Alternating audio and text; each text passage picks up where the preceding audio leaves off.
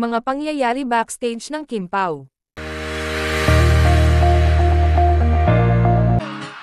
Ay! Andito ba si Mr. Right? Nasaan? Magandang hapon, mga people! Sa araw na diyan, naglaro ang tadhana. Ang lungkot pala ng kanta natin. Hindi naman. Malungkot ba? Sakto lang. Nalungkot ka ba? Medyo kasi pangarap lang kita tapos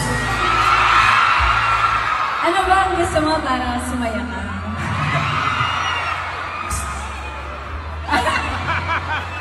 Hindi na ako nagsasalita dito sa video. Bahala na kayong dalawa. Alright. Wala, kinig ba kayo doon?